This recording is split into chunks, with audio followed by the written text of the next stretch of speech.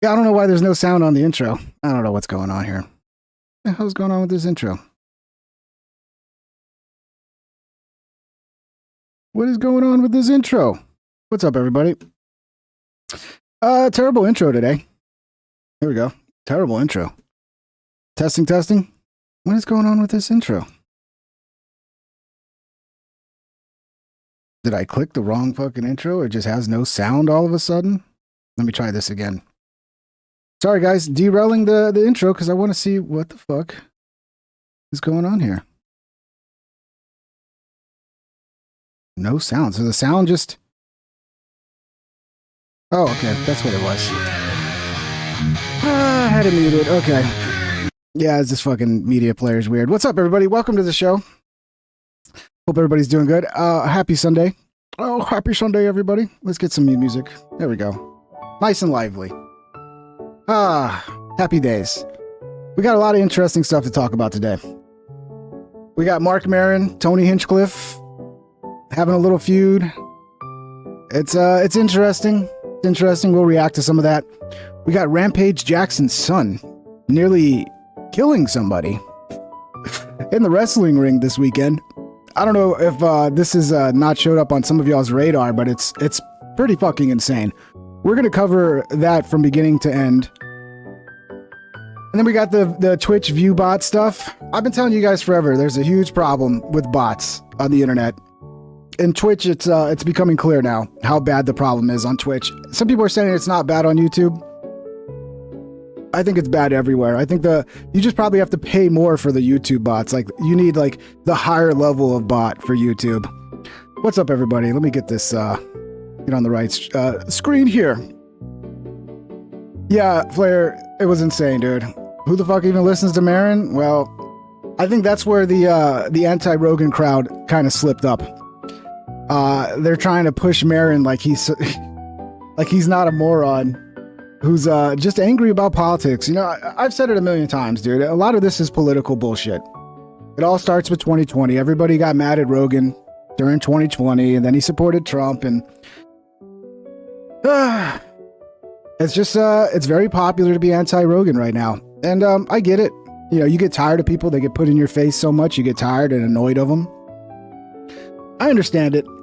But it seems like I only ever see one side getting pushed. You know, when I look at my feed, like I got videos talking about the Maron situation from like a not anti-Rogan viewpoint. Those don't get views.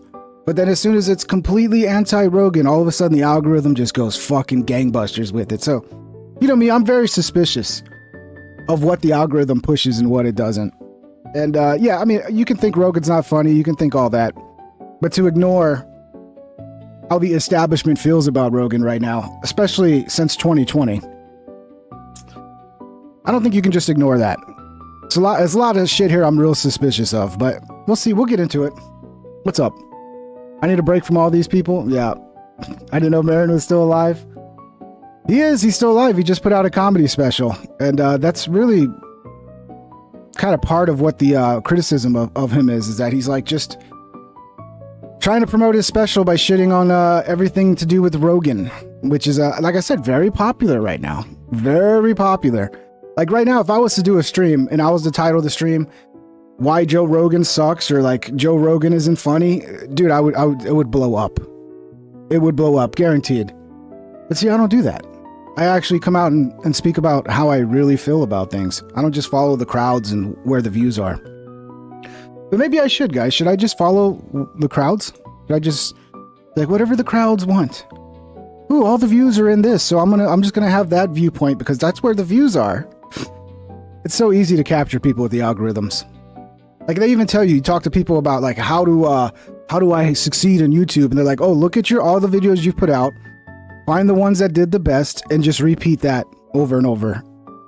But once you do that, you're basically a slave to the algorithm, because it's like, what does the algorithm want me to do? And I'll keep doing that over and over. And why does the algorithm want me to do that? Will we even ask that question? We even wonder, why does the algorithm want me to make this content and not this content? It's weird. It's pretty weird. I think it's weird. What's up, everybody? Can't hang out. Pop it into thumbs up. Well, thank you, 11s. That's very nice of you. Yeah, hit the thumbs up, guys. Let's get the thumbs up going. Let's get this, see if we can get this shared out to the peoples of the internets. And let's have some fun. And I might as well get the ads out of the way. If you want to support the channel, hit the thumbs up. If you want to support financially, you can send a super chat. I will react to your message in real time. I rarely pause them, so you can interrupt me with a super chat. Also, you can become a member, or you can go to Patreon and sign up to Patreon. Those are the ways to support. But let's get to it. Let me pull up the right screen here. We're going to start off with this podcast cringe video. Tony Hinchcliffe gets called out and embarrasses himself. Now, look, I'll be honest. I don't disagree with a lot of the shit he's going to say about Tony. I'm not a Tony hater, but I'm also not a Tony fan. But I can understand why people might get rubbed the wrong way by Tony's behavior and his attitude. He seems kind of really full of himself. Tony, what's going on? Do you not like Marc Maron? Does he not like you? What was that? What was that all about? Whoa, just dropping. And like the sunglasses indoors. Like, what are you doing, dude? It's like he's trying to embrace the heel character. Like, you know, he's a big wrestling fan. And he's just trying to like really embrace that like bad guy character. A big one there. I mean, is there a beef with you and Marc Maron? I mean, you know, I don't ever acknowledge these guys, these mentally ill people, when they, you know, go online and start talking about me and my friends and calling us Nazis. So he's calling you guys and Joe Rogan Nazis, right? Is that what's happening? Yes, essentially? the two biggest, most watched podcasts. Which is such a hack thing at this point. You know, while I put out 2.5 hours of comedy content every week. Wow. And, you know, I don't blame them. The four horsemen of the comedy apocalypse are self-destructing right before our eyes, and the fallout is funnier than anything coming out of the comedy mothership. The backlash against Joe Rogan and Tony Hinchcliffe's obsession with self-promotion and aggrandizement has reached fever-pitch levels, and all their buddies are capitalizing on the momentum by bringing it up at every opportunity. It used to be about getting on JRE and Kill Tony to promote yourself and get that Rogan Kill Tony bump, but now all you have to do is talk shit about them for exactly the same effect. I'm glad he said that. Because there is a reality here where, for some reason, I saw this start in 2020. Before 2020, Rogan was the guy. You could not watch anything on YouTube without having your up next on the right just being all fucking Rogan. Like, I remember when I first started making the Rogan cuts and all that, every fucking up next video was Rogan. And I wasn't even that much of a Rogan podcast watcher. I wasn't. I was just kind of like an average like Joe Rogan viewer at that time. And it was just nonstop Rogan everywhere. And then, you know, 2020 happened, a thing that a lot of these people like to forget about. And Rogan was very anti-establishment, he did all the things during 2020 we weren't supposed to do. And at that point, I saw a flip with the algorithms. I saw it personally for my channel, because my channel is heavily tied in to Rogan shit. And yeah, now in 2025, it's like all the shit I see popping off with Rogan is anything that's shit talking Rogan. If you're talking shit about Rogan, how much he sucks, that's a shit that'll pop off. And YouTube, it's weird because it's supposed to be like topic based, because you'll make a video that performs well and then YouTube will be like, well, this topic is just not very popular. But yet I see people making videos, the same topics, the same style of video, except one is not anti-Rogan and the other one is anti-Rogan. But it's always the anti-Rogan one that gets like crazy amount of views. And it just makes me a little suspicious. I don't trust. I mean, I guess Google's the good guy now. We should just trust their algorithms, right? We should just trust everything that they push is like what actually is the most popular thing at all times. They're never trying to manipulate anything. This whole thing is Google. So simple. Google, I trust you. Me and you, Google, we gotta be friends. Rogan is famous for his podcast, and Tony is famous for his live talent roast show, whatever the fuck you want to call it. Nobody's disputing that. The problem is neither Rogan or Hinchcliffe can admit that simple fact. They're so stuck in their own fart cloud trying to push this narrative that they're the new gatekeepers of comedy, as if they've created a revolution down in Austin, Texas, when the reality is people are watching for the show, not for them. I'm going deep on this today. Usually I save use these types of videos for Patreon, but I'm dropping this on YouTube because there are a few things I really want to say that people should know about. By the way, if you want to see exclusive footage from the Kill Tony London show that Tony and Red Band have been trying to hide from everyone, hit the link in the description to my Patreon because that was it bad? I don't watch Kill Tony. I watch like every now and then I'll watch clips. Not a huge Kill Tony fan. There are some funny moments that come out of the show. But yeah, it's kind of, I don't know, I get bored with it real quick. But what happened in London? That video is dropping very soon. As for the current situation with Tony Hinchcliffe going on Legion of Skanks and hitting back at Marc Maron and Anthony Jeselnik, the copium is real in this one. Tony's sitting there with reflective sunglasses on, puffing on a British cigarette, acting like Liberace's long-lost love child while getting in his feelings over the growing backlash against the Austin comedy scene is peak comedy. Tony, what's going on? Do you not like Marc Maron? Does he not like you? What was that? What was that all about? Whoa, just dropping a big one there. I mean... Is there a beef with you and Marc Maron? I mean, I don't ever acknowledge these guys, these mentally ill people, when they, go online and start talking about me and my friends and calling us Nazis. So is Marc Maron saying we're Nazis and stuff? Is that the thing? I don't think it's us. I don't think Mark knows we're friends with Tony. Sure. What's his beef with you? I mean, look, man, the couple guys out of LA that now, are at the Comedy Store that have talked when they have, their once every 3 or 4 years special that they do when they come out like a groundhog and do something that people might see. Maron, Jeselnik, they all are on multiple episodes of Kill Tony. They've always smiled right to my face. Phonies. They all fancy enough, coincidentally, never leave avails when they know I'm going to LA. Wow. They're never around. Wait, are they? Jeselnik also came at Kill Tony? Yeah, Jeselnik. But They've both done multiple appearances on Kill Tony, all pre-pandemic when we were in LA. And that really is the dividing line. Trump was a big deal. Rogan supporting Trump, like that was it. Like that was like the fucking kill shot. But COVID was really the dividing line. When Rogan went against the COVID narrative, he really he pissed off the media, he pissed off the platforms, and he pissed off the left-wing comedians. Because that's what it is. Let's be real. Marc Maron will sit there and suck Barack Obama's dick, but that's not a problem, right? And if I remember right, the shit that Marc Maron was talking about was like, ooh, you keep making jokes about trans and haven't they had it bad enough? And now the laws are against the trans and you've destroyed, it's like, oh, okay, he's mad that somebody made a trans joke. Look, I get it. It's fun to shit on people who are popular. I enjoy it too. But you got to see both fucking sides of this, dude. You really do. And a lot of the people that are just fucking hell-bent on attacking Rogan and the Rogan sphere, their motivation is political. But some of them are smart enough to hide that and just make jokes and make it about comedy, which is great. Some of it's funny.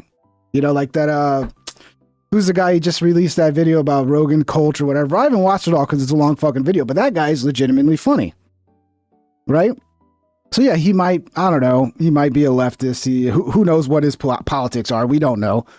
But at least he's making funny shit, right? But a lot of this is just, it's what it is. It's politics. They're mad because Rogan has pushed politics that they think is bad. It's bad. And yeah, and when they want to push... Take your vaccine, guys. Don't leave your house and don't go see grandma. If he would have did that, if he would have pushed that fucking message... none of this would be going on right now, in my opinion. And of course, if he didn't support Trump, if he would have just been stuck with riding the fence and not being one side or the other, and would have voted for Jill fucking Stein again, these people wouldn't be this upset with Rogan. Things. No, but I'm asking more like, did he recently say something about Kill Tony? Jeselnik? Yeah, I think Jeselnik's taking a bunch of shots, right? Oh. When he had a special to promote. Now he's going to be gone for a few years. And, while I put out 2.5 hours of comedy content every week. Wow. And, No, the Rampage stuff is next, redacted. He did. I don't blame them. If the shoe was on the other foot, if I was them, I would I'd be mentally maybe I would do it. Here we go again with the mentally ill narrative that Joe Rogan trained his comedy assassins on. And before I go on, I don't necessarily disagree with everything Tony just said. I'll explain in a moment, but using... Thank you. Is Podcast Cringe going to actually try to like be honest for both sides at this point? Or is he just going to be like, Marc Maron's the greatest? Oh, I love Marc Maron. He said something bad about Rogan. I mean, come on, dude. Seriously. the mentally ill Maron fucking sucks. card as a coping mechanism for even... And so kind of does Tony. I'll be honest. But, yeah, I don't see Tony going after other comedians trying to fucking make his whole career shitting on other comedians. Which, I mean, if that's what you want to do, great. And the slightest criticism of the Austin comedy scene is so played out and fucking lazy at this point. Rogan has literally called people who comment on YouTube videos mentally ill because they have nothing going on in their lives and probably work at 7-Eleven. Yeah. Well, it's a cope for Joe, dude. Joe probably got himself too deep in the comment section once when everybody was pissed off and shitting on him. And it's like, yeah, that's not easy to deal with. Eventually you're like, yeah, maybe these people are crazy. Why are they so angry at me? Why do they hate me so much? It's kind of crazy for people to hate me this much, but you'll never understand that until you're in the eye of the storm. He actually said that. Of course, though, when... But that's, yeah, it's kind of dumb to say that. The comments Joe. are positive, which they rarely are. Although it's true for a lot of commenters. Let's not pretend. I mean, have you read comments lately? There are a lot of crazy people in the comment section. God bless them. Are these days for these guys, then it's all good because they're just fans showing them some love. So they're not the mentally ill ones. I don't know why this analogy just popped into my head, but it reminds me of all those viral videos of cops beating the shit out of innocent civilians at traffic stops for absolutely no reason, and then claiming they were resisting arrest. Joe and Tony definitely have that energy. Stop resisting and kiss the ring. When we tell you to laugh, you'd better fucking laugh. Also, no heckling allowed. Just sit down and laugh like the sign says. And speaking of kissing the ring, Tony's sitting there acting like a mob boss whose nephews betrayed him. Marc Maron and Anthony Jeselnik have both been on Kill Tony multiple times pre-pandemic, so over 5 years ago, and now look how they broke my heart. I gave them everything and look how they repay me, by speaking their minds in public and taking ownership of their own opinions. If Do You Know Who I Am was a person, it'd be Tony Hinchcliffe. But this was the part that broke my heart. Jeselnik had a special to promote, so he'll be gone for a few years. Meanwhile, I'm pushing out 2.5 hours of comedy content per week. Now look, Tony's absolutely right about Marc and Jeselnik coming out from under their rock to promote their specials and taking shots at Rogan and Tony to go viral. I mean, Cat Williams did exactly the same thing, and... It's a good point. I didn't think about that.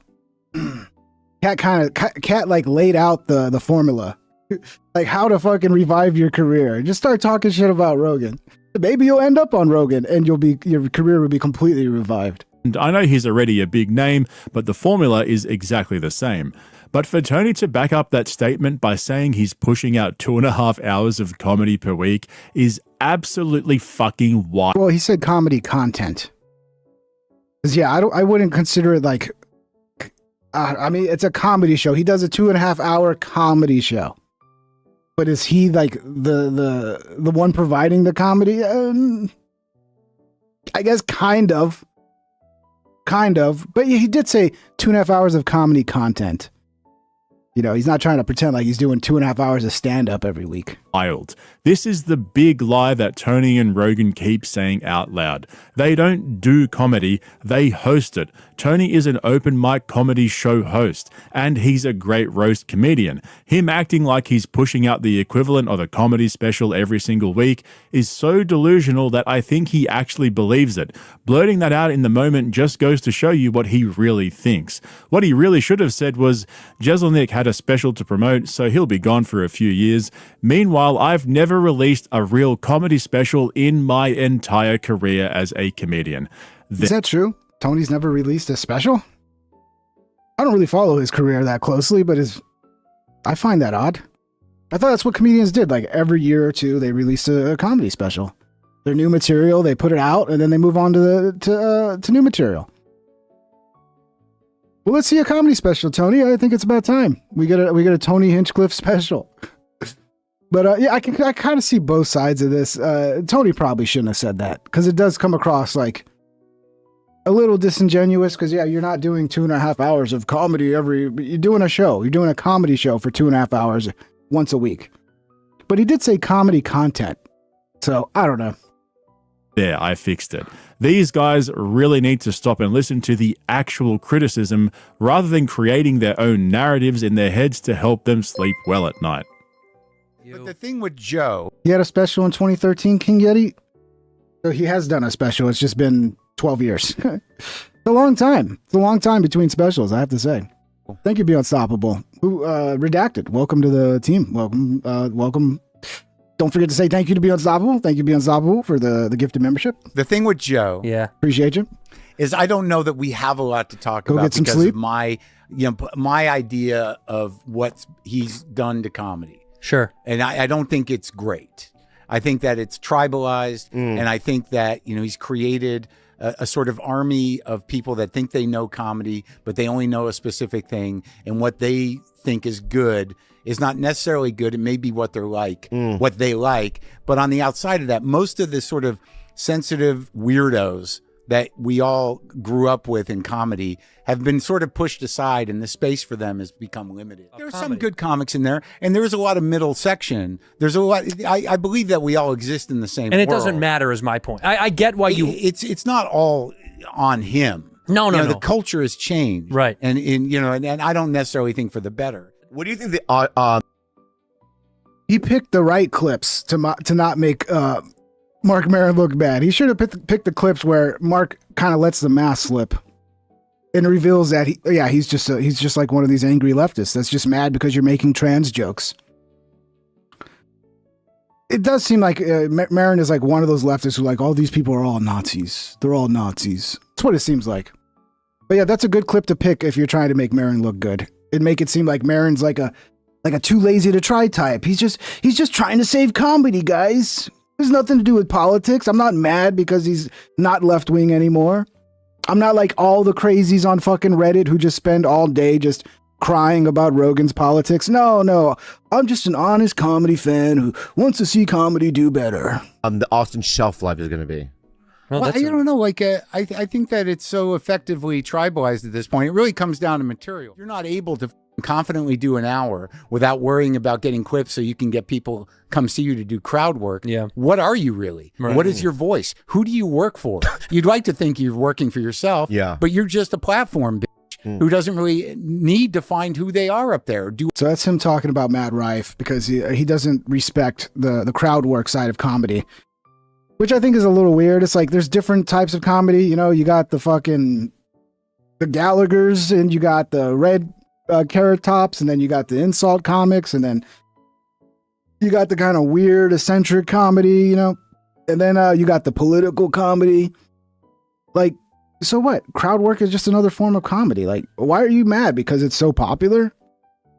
You're upset because it's popular and people are leaning into it.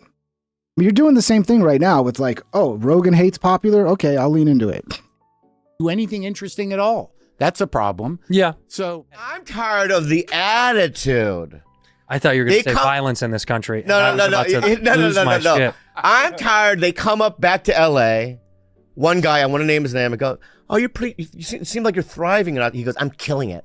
killing it. You know what I mean? And I'm like, whoa, dude. With it, You moved out because you couldn't survive here. Yeah. Oh, wait a minute. I'm assuming he's talking about Tony Hinchcliffe. Okay, that's who it sounds like. I could imagine Tony Hinchcliffe being like, I'm killing it, in his gay voice. Nothing wrong with it, by the way, Tony. If you want to be gay, hey, more power to you. But they didn't leave California because they couldn't make it in I don't know, maybe Tony couldn't make it in California. They left California because COVID, guys. They left California because of the way shit got during COVID. And Joe left, so they all followed to Austin, and they're doing really well in Austin now. But to act like, oh, they left because they couldn't cut it in California. What? I'm pretty sure Kill Tony was doing pretty good in California. Probably still would have blown up to as big as it is now in California. But they left because fucking COVID. Can we forget about COVID? We forget about what the left wanted us to do, which is to not leave our house and to wear a fucking diaper over our face and to take a fucking vaccine. The lockdowns, hello. Do you remember how bad California was during fucking COVID? It was terrible. This is why they all left. Rogan helped because they wanted to follow Rogan, but some of them didn't even follow Rogan.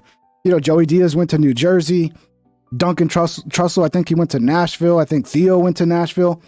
These people left because of crazy fucking leftists like you ruining the place that they lived. So I don't know what the fuck he's talking about right there. Mm-hmm. This is a different. It's an animal. It's an animal. By now, everyone's figured out that Bobby Lee was talking about Tony Hinchcliffe there. The arrogance to come out and claim that you're killing it now when nobody actually cares about your stand-up act is so...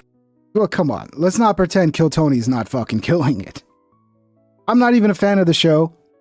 It's annoying when I come on Monday nights to do a live stream and I see like everybody goes to watch Kill Tony. That's annoying.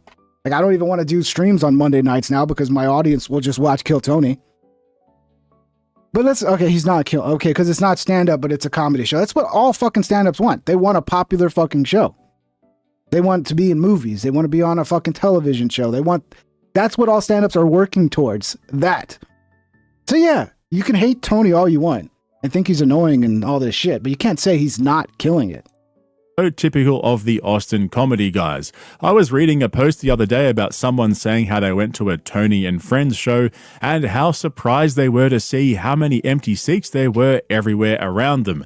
That's the reality for a guy like Tony. People don't watch Kill Tony to see his comedy, they watch it for the spectacle. I mean, that's why I watch it, and I'm a huge fan of the show. We want to see people bomb and get roasted and the different guest comedians on the panel. Occasionally an open micer murders on stage, and it's good to see. I mean, look at how Timmy No Breaks basically forced his way back onto the show after Tony and the panel clearly hated him.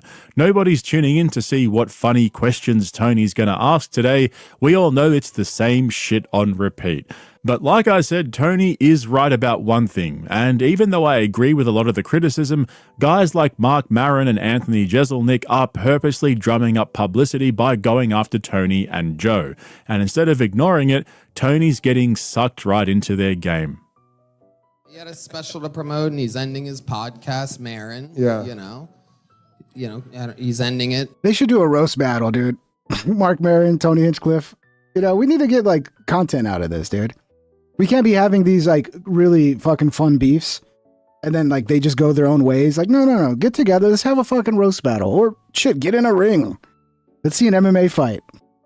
Because literally no one's listening to it. Wow. I mean, I don't know if you look at the charts at all. No, it's a thing. No one listens to it. I just don't get being worked up about the stuff ever to be like this, to go like publicly be like, this scene sucks. Like, Yeah, give and a he shit also about calls it. everybody a hack, and then he talks about Trump for 3/4 of his special, calling him Bad Orange Man, and then talks about his sad cats. Like he The only bit I saw was he was talking about Theo, basically like, what if Theo would interview Hitler? He'd just be kissing Hitler's ass the whole time. And it was a funny concept. It was pretty weak on the actual execution. But the concept of, Theo interviewing Hitler, I find that funny. But the execution was really, really lacking. So yeah, I mean, go for it, dude. You want to be a left-wing fucking comedian, go for it. But stop coming and attacking all the comedians that you consider on the right and pretending like, oh, it's just because I'm such a comedy purist, and it's not because you're just a triggered fucking leftist. But stop pretending. has. That's for what annoys 45 me the years, most. so That's what it. bothers me the most. All the pretending. As the mayor of Hacktown, which I call myself at home. Yeah.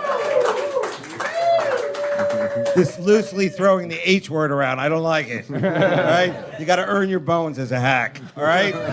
Too Up, willy-nilly. Chuck. Get him up there. Let's see it. My only problem with it, and this is very sincere. My only problem with it is people can like what they like or hate what they hate. Sure. Comedy is f***ing hard enough, man. And Austin is not. It's also fucking subjective, which is annoying to me. When people go, this person's not funny. Like, well, obviously, somebody finds them funny if they have a fucking career. It's like music. There's a lot of music I fucking hate.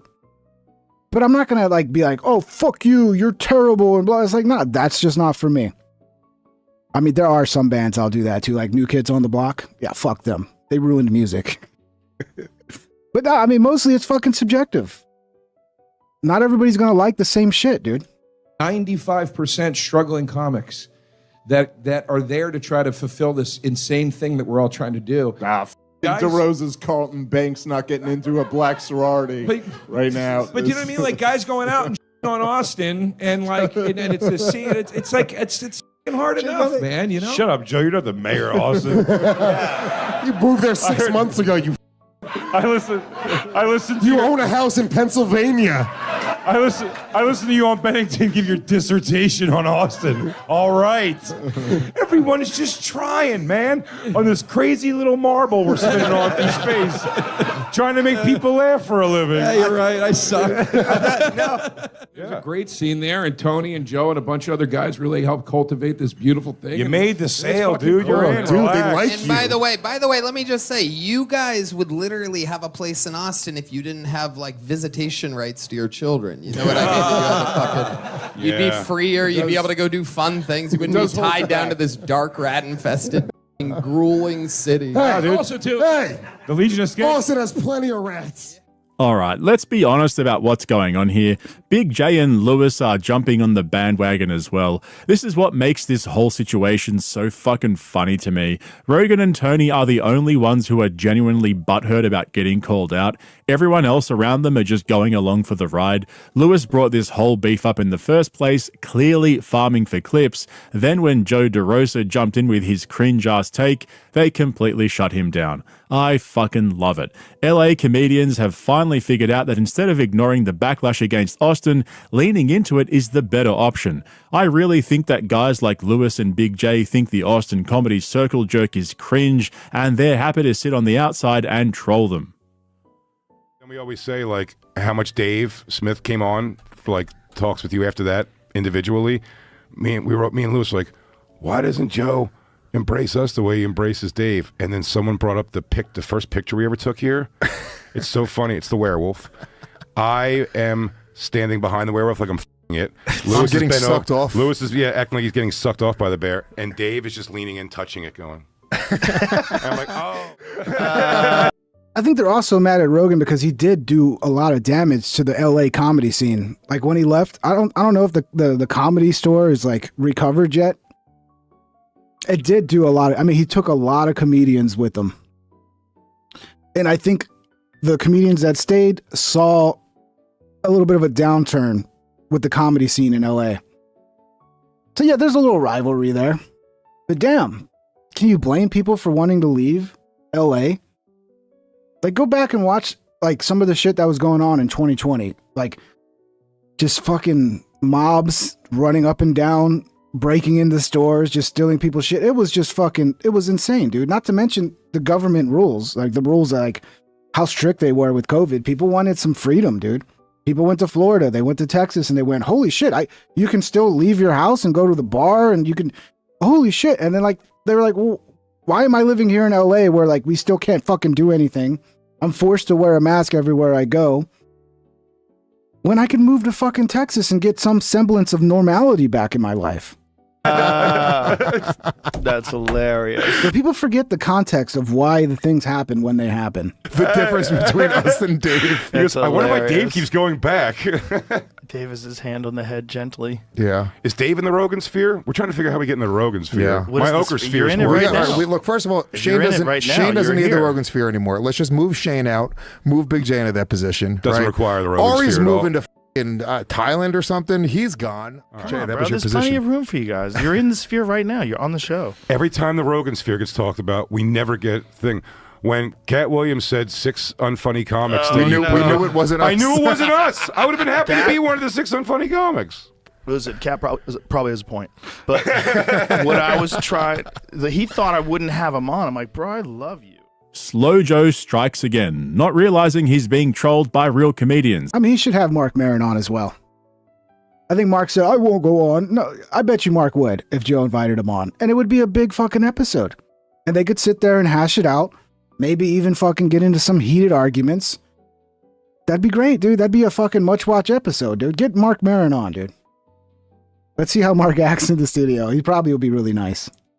And we're starting to see... He's had Maron on before, by the way. more and more kinks in Rogan's armor. A couple of years ago, I think he genuinely ignored the haters and all the comedy fans who think his comedy sucks. But the backlash has gotten so big now that I think it's impossible for him to ignore.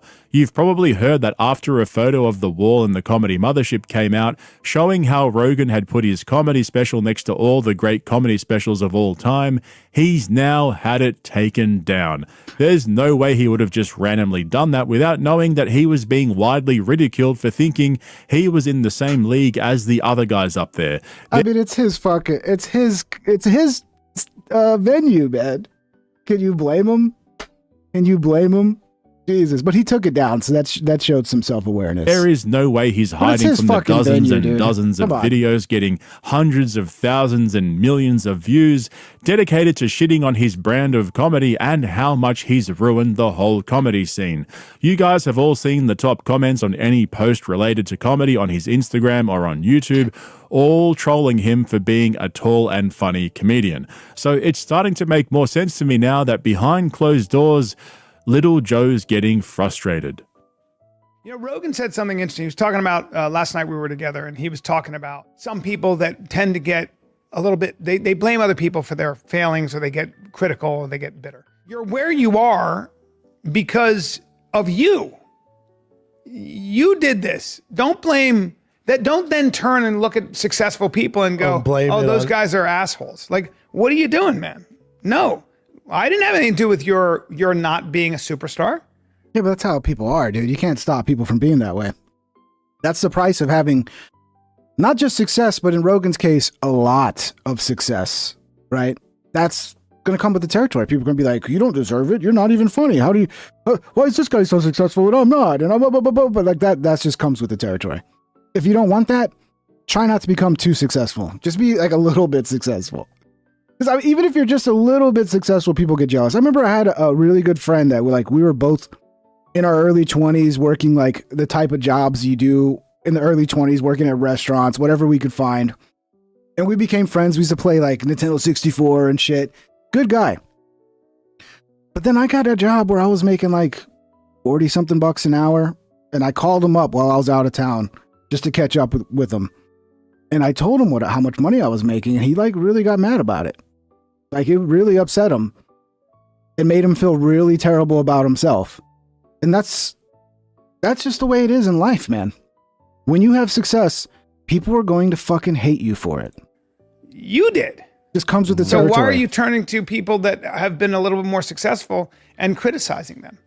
And it's exactly right. It's like, when was the last time you took responsibility for where you're at, man? And you're talking about some old salty comic. The one thing Podcast Cringe got right early on in this video is like the worst thing probably to do is to respond to this shit. It's like, you're successful. You're going to draw this type of attention. You're going to this is going to happen. There's no way to avoid it. The best thing to do is just to keep doing your thing and ignore it and not shine a light on it. But it's hard to. It's hard to when it's in your face all the time. Yeah, sure. I know maybe. exactly what you're talking about. Maybe. Yeah, definitely maybe. Sorry, real quick, just remind me who the mentally ill ones are again. Was it us or them? I'm falsely confused now. According to Joe and Tony, there's no such thing as valid criticism anymore. You're either a fan or a salty, jealous hater. There's nothing in between. And the narratives they come up with to cope with the backlash are totally overblown and exaggerated. So he's calling you guys and Joe Rogan Nazis, right? Is that what's happening? Yes, essentially? the two biggest, most watched podcasts. Which is such a hack thing at this point. It's crazy. Yeah, I mean, like the whole Nazi thing, like I just kind of feel like that's such a 2016 thing to be calling comics. Yeah, to have dude. another comic doing it. You're 2000 and late with that. The 2000 late.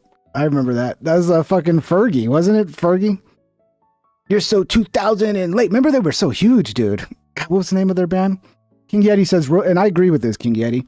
Rogan is not successful because of his comedy. He's successful in spite of his comedy. He blew up because of UFC, Fear Factor, and his podcast. People only found out he did comedy after they knew him. Yeah, the podcast is really what propelled Rogan to like crazy heights. Look, I'm an old guy. I remember, I've known of Rogan, the first time I remember Rogan got on my radar was when he was on the Stern Show. He did this comedy bit with Callan where they were like working out and then they end up, having sex. It turns gay. And I remember Rogan used to play that all the time, and then not Rogan, Howard Stern used to play that bit all the time, and then Rogan came on and he did a few episodes with Stern. And then I remember Fear Factor, and I remember finding some of Rogan's early stand-up comedy clips. Like I don't know how far back, but maybe like 2008ish, something like that. And it was like, this is like, it didn't even seem like comedy. I was like, I didn't get it. I was like, ooh. I think it was one of his really bad sets, and I'm like, ooh, this guy's just not good at comedy. Now, I will admit, by like 2014, some of those Netflix specials, he obviously improved by that point, and his comedy did get better. And there were a lot of people who enjoyed those specials. Whether you like them or not, the reality is a lot of people enjoyed those specials. But what really did blow up Rogan's comedy career, his stand-up career, is the podcast. But that's for a lot of people now. You got to have success on the platforms, and that's what will blow up your stand-up career. I mean, I've even had people come to me and be like, you need to do stand-up because you can sell tickets. You know, because it doesn't even matter if you're that funny. Like, it's the fact that you have an audience, you can sell tickets. So, like, you could be a stand-up. And I'm like, that sounds kind of lame. It sounds kind of cheap. Like, for me to do stand-up, I'd have to, like really fucking dive into it. And, like, it would be my thing to where, like, I got to become good at it. It's like, not just, oh, okay, because I have a big social media following, I can sell tickets now. But that's the way it is. That's the way it is. And you'll see some of these comics coming up who will try to latch on to somebody who's got an audience so that they can sell tickets through that audience, because that's the name of the game now. It's changed. Everything's changed. I agree that it's played out, but characterizing the criticism as just them calling us Nazis is... And he used to be pretty fucking funny on his podcast. I think... man, it was sometime a little bit around 2020 where he started getting a lot of heat. People started attacking him hardcore, and he seemed to not be as loose anymore. He seemed to be like really careful about the things he said, and it was more serious, and it was like, now it's a Larry King style show, and it's, whereas if you pull up like go look at the Joe Rogan Becomes an 800-Pound Gorilla. That's like the old Joe Rogan. That Joe Rogan was fucking hilarious, dude. The 800-pound Joe Rogan, gorilla Joe Rogan, like that era of Rogan, he was much more loose, he was much more free. But yeah, like once they started, like he became an enemy and people were looking for anything to take him out for, he definitely changed up the show a little bit. It became a little more serious. He still has like kind of the loose moments, like with Protect Our Parks. You know, when he would drink, sometimes the old Rogan would come out, but now he doesn't really drink. I get it. I get that. But he has been, there were like old podcasts where he was really fucking funny. Straight up cope. There's actually a lot more nuance to what Mark and Jeselnik have been saying, even if they're just fishing for a reaction out of them. As you saw in those clips I played earlier from Bad Friends, the main issue is the tribal cult-like nature of the Austin comedy scene and how they've appointed themselves as the arbiters of comedy around the world. We've heard Rogan say multiple times on his podcast that the comedy mothership is the center of the comedy universe and that Kill Tony is the benchmark for comedy around the world. It honestly makes me wonder, has Rogan ever actually sat down and watched a full episode of Kill Tony lately? I mean, whenever he's a guest on the panel, he's either high as a kite or wired out of his brain on nicotine pouches. So I doubt he understands how ridiculous he sounds when he I can't deny that. Every time I've watched Rogan on Kill Tony, it's always... he's just kind of there for the ride, you know? Shane is the best when Shane does his Trump impression on Kill Tony. That's the best. Makes outlandish claims like that. As for Tony himself, we're all waiting for his first... Man, this guy found the gayest looking picture of Tony he could find. I'm sure he went into Google and he was like, Tony Hinchcliffe gay picture. This one popped up. I don't think Tony's gay, but if he is, you know, I support him 100% because I support the gays. Real comedy special to drop. I wonder which played out jokes he's going to rehash and have to explain later on a podcast after there's a massive backlash against his jokes that nobody understands because there's no apparent punchline. In the meantime, though, if you want to see my breakdowns of all the worst comedy specials and Kill Tony shows, check out the link in the description to my Patreon and become a member so you don't miss out on my longer form I've seen some of these people in this little... I don't remember if it was a comment or what it was, but they're like, now Bert Kreischer's... The opinion of Bert Kreischer is going up. And why is that? Because Bert didn't get involved in politics. Bert didn't interview Donald Trump. Bert's kind of kept his mouth shut with politics, and they appreciate that because, again, this is a lot to do with politics. It's a lot to do with, oh, I liked Rogan when he wasn't a Trump supporter and then COVID. Like, I saw it on Reddit. I saw the change. 2020 hit, and the flip was like immediate. As soon as he started calling out the COVID narrative and disagreeing with it and calling out the lockdowns, and like the flip was really quick. And it was like, yeah, there was already some Joe Rogan hate, but it just like fucking was like avalanche coming down at that point. And it's just been increasing and increasing and increasing. So yeah, Marc Maron's fucking terrible.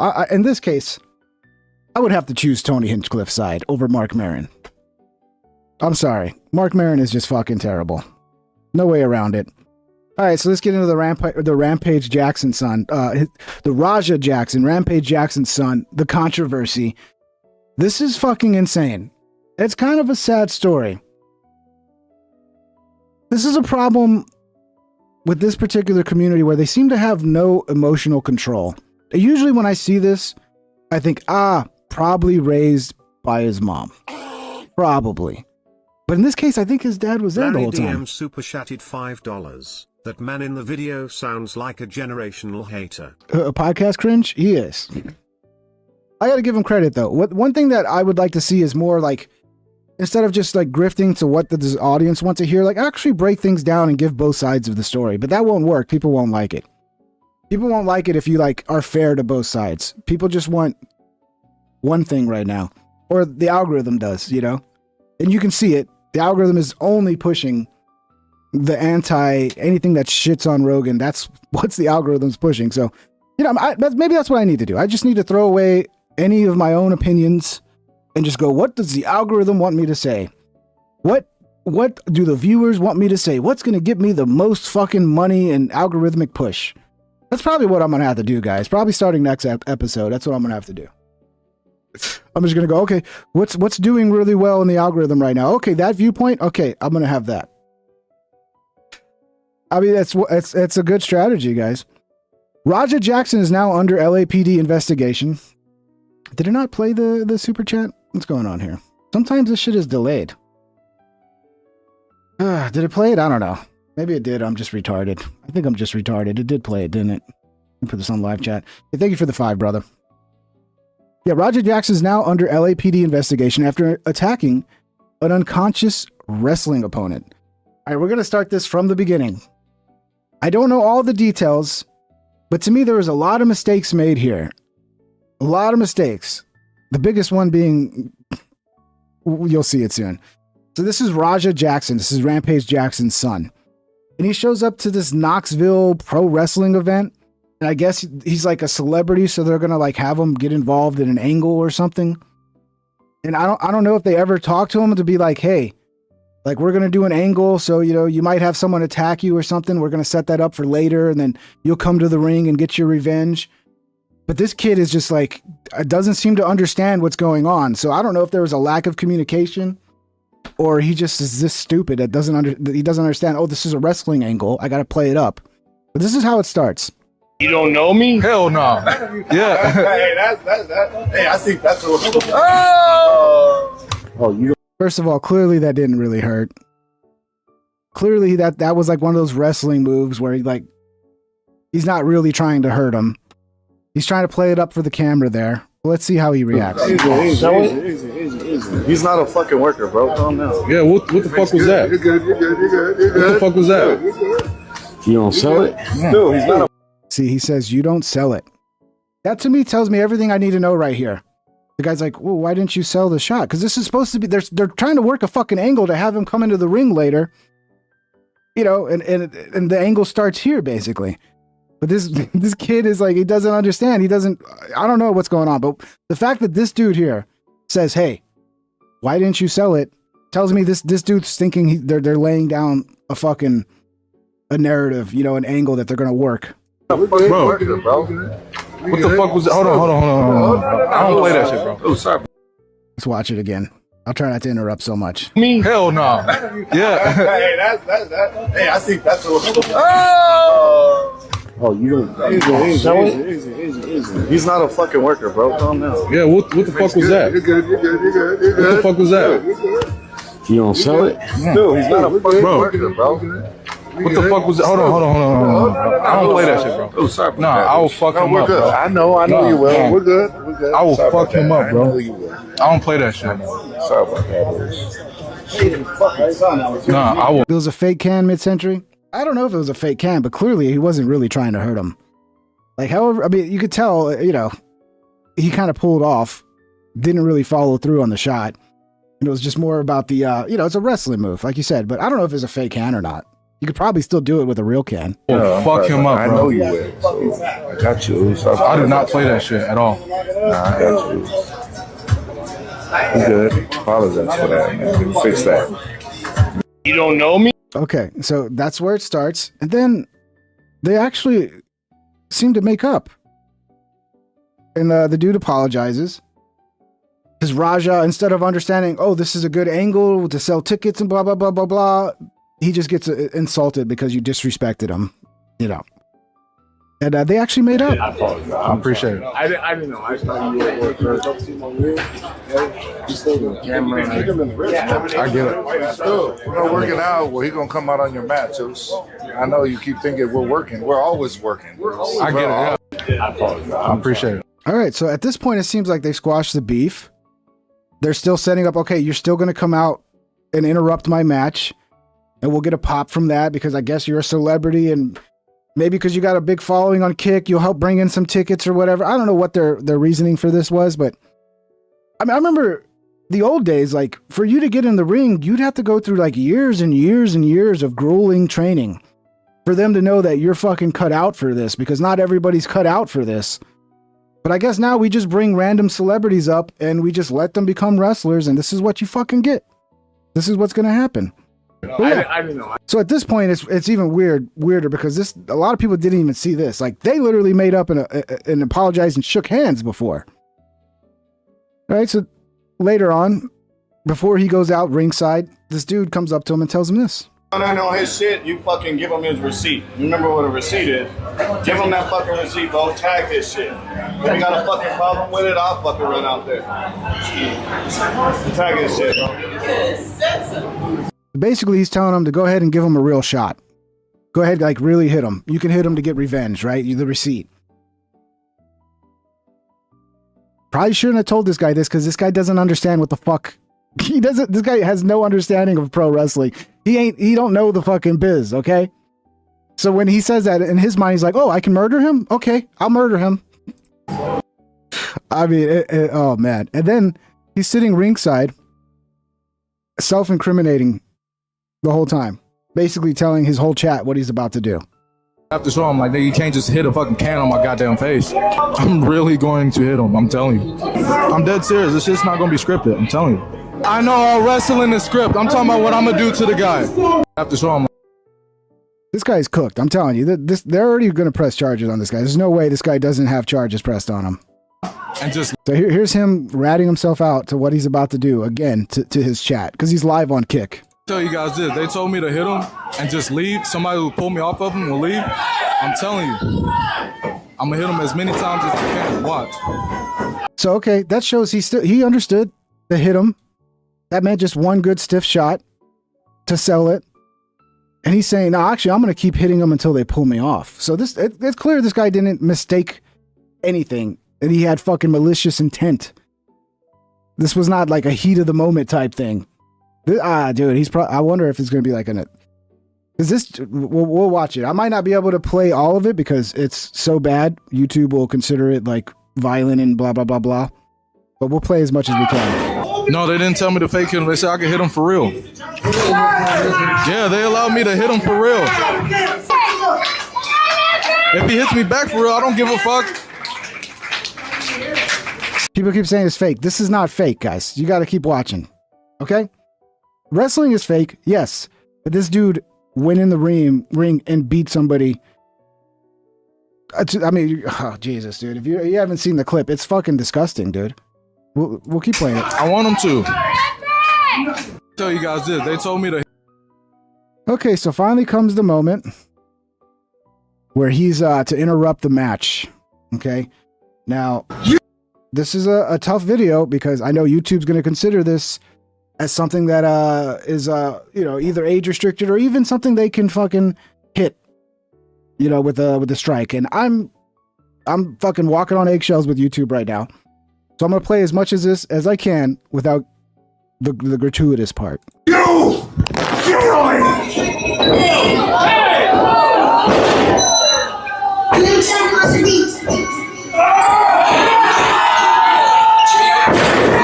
Okay, he's already unconscious right there.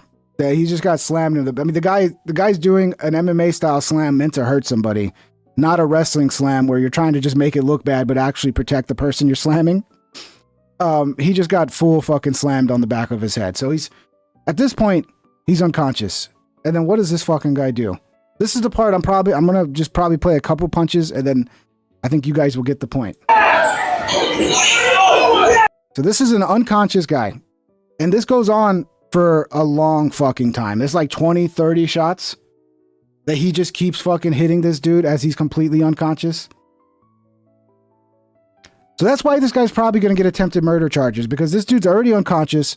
You know how dangerous it is when you're unconscious to just sit there fucking, and then he's not, every hit is just slamming his head further into the ground. Like, this is like the worst situation you could possibly think of. There's a reason why in MMA, when something like this happens, the refs will like immediately throw themselves over the body on the ground, because that's the difference between surviving or not surviving. So yeah, they eventually, this ref sits here just going to be like, stop, stop, stop. And he's like, gets 20 fucking shots off before finally one fucking wrestler got the balls to take him off. We'll do it this way. So yeah. So he just keeps wailing. This weak ass guy tries to get him off. Doesn't work. He keeps wailing. And then finally, this guy, king of the day, finally someone with some fucking balls realizes, oh, we got to stop this guy before he literally kills this guy. And yeah, this guy deserves an award right here. Okay. And the guy was unconscious in the ring for a long time. The first reports were like that he still hasn't woken up. They didn't know if he was going to survive. Apparently he has woken up. I haven't gotten any fucking updates that I've seen that like says what his actual condition is, but it's not good. It's not good at all. So it doesn't end there. Now this is him. He flees the ring, right? He takes off from the ring and he crashes out more to his chat. I'm tired of everybody fucking playing with me and shit. Think I'm always playing and shit. Call me bitch and shit. Not no fucking bitch, bro. At the end of the day, I'm gonna stand up for my fucking self because I'm tired of everybody fucking playing with me, bro. Real shit.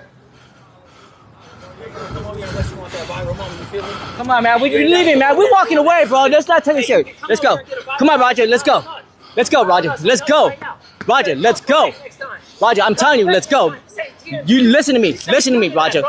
Yeah, I saw that he flatlined in the ring, K-Mac. I mean, it's all reports at this point. I'm not sure what actually happened, but I know I saw a video of them trying to wake him up. They're like slapping him, and that video is a pretty long video. So that guy was out for a long fucking time. And this other guy that's like antagonizing him, he's he's part of the same wrestling org or whatever, and they're clearly upset about somebody that they like. The guy that he beat up is like a very popular guy. He's an ex-military guy who suffers from PTSD, and he does like wrestling to help with his PTSD. So it's kind of a sad story. You need to listen to me right now, Roger. But there are people out there defending Raja and being like, well, he should have never hit him with the beer can and blah, blah, blah. Dude, clearly the beer can, he thought he was going to work an angle with him. He wasn't looking to hurt him. And if the guy had any fucking brain cells, he would have fucking sold that beer can shot and worked an angle and fucking build up some drama around it. But he's too fucking stupid. That's why the organization has some responsibility as well. Obviously, most of the responsibility is all Raja, right? Like what he did, there's no excusing it. But, I mean, they seem to be playing fast and loose, dude. A little too fast and loose. Let's go. I don't give a fuck. You guys trying to jump me and shit? Let's go. You ain't gonna do shit to me, bro. Let's go, you can't do shit to me. You can't fuck with me, bro. Let's go. You can't fuck with me. Come on, let's go. Let's go. I'm tired of everybody fucking. So, and then he gets banned from Kick. Because all of this is, he's streaming everything live to Kick. And I don't know who this is calling him, but I think this is the guy who told him to give him a receipt, but I'm not sure. I just saw the video. Shit pissed me off though, Andre. Whoever it is Andre. I don't know who the fuck Andre is. I understand that, but now they can't wake the nigga up. He's fucking in the ring, fucking flatline, bro. Yeah, is this where the flatline came from this? I mean, did they actually put a fucking monitor on him to see if his heart was beating? Maybe they were like trying to find his heartbeat and it wasn't there. I don't know.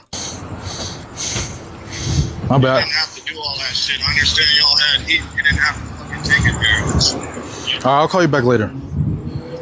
Yeah, I don't want to deal with the fact that I just almost murdered somebody. I don't want to deal with that right now. Yeah, we already saw that one.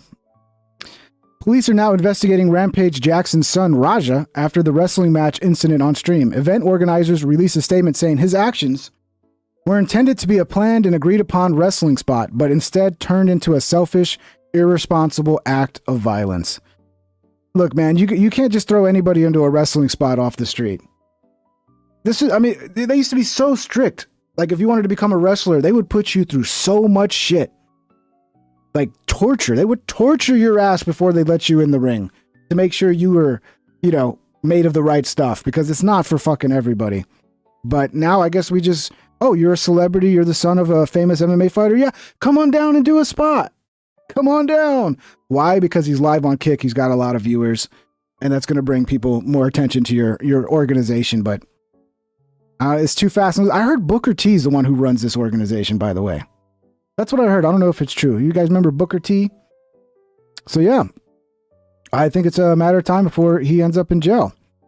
Here's an old clip of Rampage Jackson talking about when he got into a fight with his son, Raja Jackson. I mean, the signs were there, dude. They've been there. We already got in a fight once. Oh, really? 2 years ago? Yeah. He sucker punched me. Well, I saw the slap. How'd that go for was you? that? And what'd you do? Did you slam him on his head? Oh, yeah. That motherfucker went to the hospital that day. Yeah. I don't play that shit. Were you fighting 3-on-1 though? Two big bitches came out the room too. Like, leave our man alone. You're like, oh god damn. No, you know what? I felt bad about kicking his ass that day, and to this day, he's the only person I ever guillotined. Oh my god. I never get guillotined on nobody. See, the usual excuse I have is like, they don't have a father. They don't have a father to teach him emotional control. But apparently, Rampage was around. I'm sure he was traveling a lot, but he was around. I didn't want to keep punching him, so I guillotined him and he wouldn't tap out. And you put him to sleep? Yeah. Wow. Because when he sucker punched me, he almost rocked me, and it was right by I got this 100-year-old door that turned to like a table. Yeah, it's like 200 pounds. If I would have hit my head, I would have died. Oh, but hold on, what was the fight over? He's not gonna want me to tell what that fight was over. It was embarrassing for him. Yeah. I don't even. Something stupid. I ain't want him to talk about it. Why? Because it happened. I know. We already got. He's lucky he's Rampage Jackson. Because most people, when their kids get 18 or 20, they're not Rampage Jackson, and their kid could fuck them up. I mean, sucker punching your dad? That's wild, dude. That's wild. That's shit that your dad has to be like abusing your mom or abusing your siblings or something wild before you sucker punch your fucking dad. Wow. Someone brought up this clip earlier. Where was it? Did I lose it? Yeah. Here we go. So I'll skip this. So this is Rampage talking. I mean, I think the signs were all there. Rampage kind of knew his son was going to be out of control because, this is pretty funny. Rogers and his oldest son, whole life, I knew them two wasn't going to college. And my two Japanese kids, I knew that it was going to college. So I saved up college tuition for the two Japanese kids. Tells you a lot about our culture.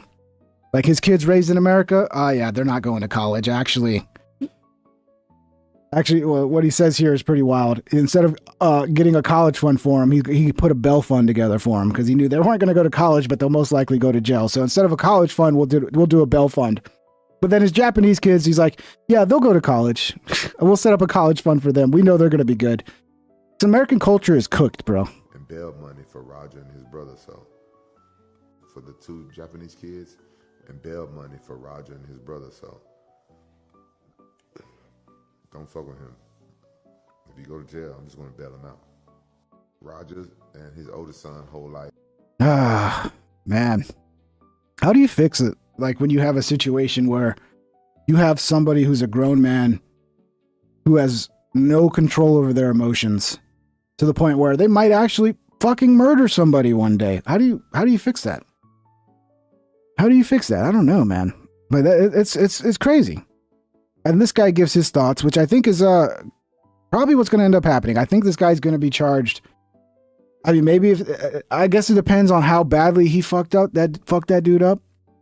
I think we'll find out pretty soon how bad off that guy is.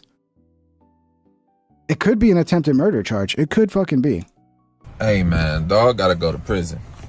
I usually don't like to involve myself in other men's situation, but I feel I'm qualified to speak on this. And dog messed up. And if it's Rampage, I love Rampage. But Rampage, turn your son in. He gotta go lay down for a little bit. Like, if it was my son, that's what I would tell him. I mean, you a grown man, bro. You can't condone that type of behavior, bro. You gotta go lay down for a little bit. We'll get you a good lawyer. You ain't gonna be in there forever, but you gotta go lay down. I get it. He hit you in the head with a bottle before a beer can, not a bottle. And I get it. He shouldn't have did that. I don't condone that either.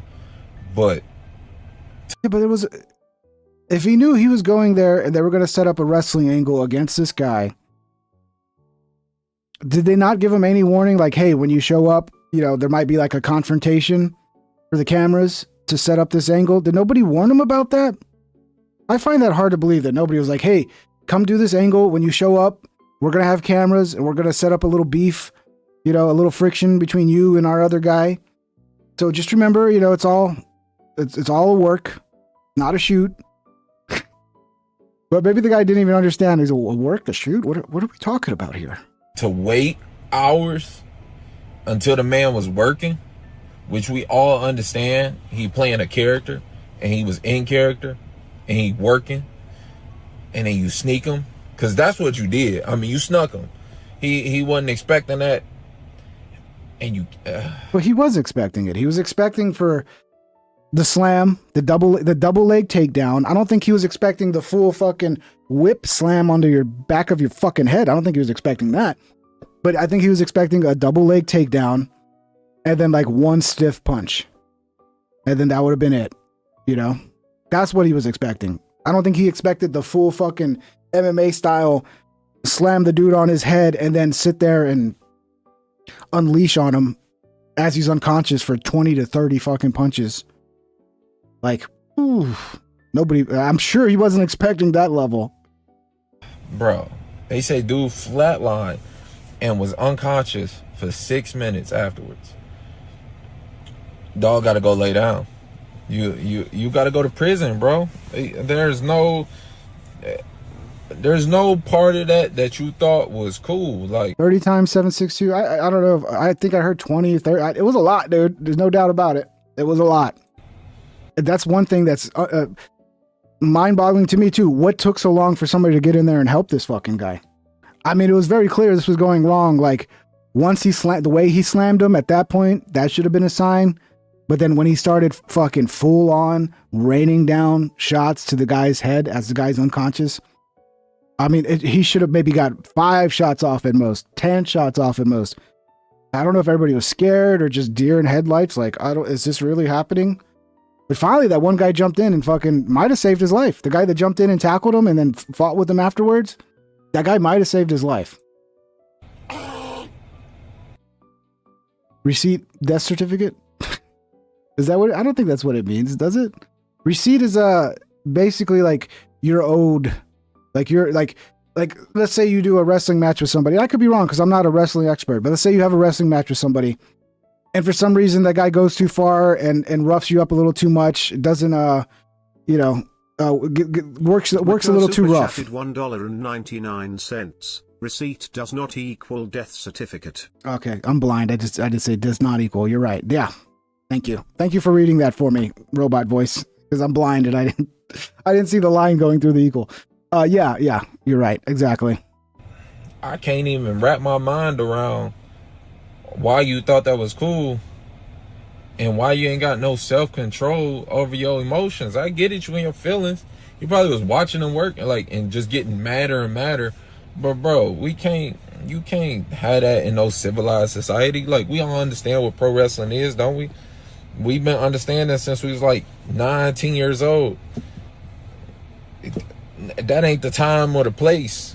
Especially not when all the cameras, like, bro, you don't give a fuck, huh? You just doing whatever you want to do. You Half baked bearded. I've seen a lot of other people have the same opinion. I think the ref should receive the same punishment as the fighter. It's up to him to dive in between them, not just let it go on. You can see it, like the ref is like, stop, but that ref is not. He's not willing to get in there in between the punches. But that's what he needed to do. He needed to, I mean, he's clearly not an MMA trained ref. An MMA trained ref would have dove over the dude on the ground and protected him with their body. And at that point, people would have realized probably quicker. So I think that might have been part of why it took people so long, because of the ref's reaction. So you're right. The ref, I don't know if he should be charged criminally, but he definitely fucked up. And some sort of charge of like, I don't know, but you can't, I mean, he's not the one who beat the fuck out of the guy. So what kind of charge would apply in that case? Like, I don't know. But yeah, he fucked up big time, clearly. You gotta go lay down, bro. I'm sorry, I love Rampage. Yeah, he's not Mario Yamasaki. He's not a big fucking Big J Okerson or no. Big J Okerson is not an MMA guy. I forget the big guy that was like the original ref for MMA for the UFC. But yeah, clearly he's not very well trained. The refs are supposed to like in wrestling, the refs are actually supposed to help coordinate the fight. Like they're in on like the setups and like, yeah, he's not out there. I don't think he's been trained on like how to keep people safe. But yeah, it's easy after the fact to watch it and go, why didn't you do this? Why didn't you do that? Sometimes in the moment, you're just like, is this really happening right now? But yeah, he definitely fucked up. No doubt about it. And yeah, Big John McCarter. I hate that you're in a situation with your son. John, we need you to go be a wrestling ref, John. Big John McCarthy, yeah. You got it. But you got to talk to him. He got to be a real man. He got to stand up on that. And he can go lay down for a little bit. Hey. I wonder if Rampage will turn his son in. I wonder if he'll do it. I mean, I haven't heard anything about a warrant or anything yet. He did come out and say something about it. Here's Rampage Jackson. I want to clear up the misinformation about my son Raja. I've been confirmed that the wrestler Stuart Smith, aka Psycho Stu, is awake and stable. Raja was unexpectedly hit in the side of the head by him moments before Smith's match. Raja was told that he could get his payback in the ring. I thought it was a part of the show. It was bad judgment and a work that went wrong. Yeah, this is not gonna help Rampage. I'm sorry. Raja is an MMA fighter, not a pro wrestler, and had no business involved in an event like this. Well, I agree with that. That's why I kind of blame the event. The event should have like kind of felt this guy out a little bit and like tested him. And at the beginning, when he reacted the way he did, they probably should have called it off. But they're like, no, we're still going to bring you in the ring. And actually, here's your chance to get your receipt for what he did. So yeah, the event fucking, I hope they sue the event too, to be honest, because they fucked up. I don't condone my son's actions at all. He suffered a concussion from sparring only days ago. Okay, so he's got CTE. He's got CTE, guys. That's what it is. It had no business doing anything remotely close to physical contact. As a father, I'm deeply concerned with his health and the well-being of Mr. Smith. That being said, I'm very upset that any of this happened, but my main concern now is that Mr. Smith will make a speedy recovery. I apologize on his behalf into Kick for the situation. So yeah, he got banned from Kick. Kick is pretty lenient, but when you almost murder somebody on their live stream, I think that's when Kick has a problem. Like, yeah, say all the edgy words, just try not to kill somebody on stream. Can you do that? Can you do that? And you'll be fine. And he got a fucking a note. The incident prior to the wrestling match in the ring occurred hours beforehand. So yeah, Rampage tried to make it seem like it just happened. And no, that was like hours before. They had already apologized.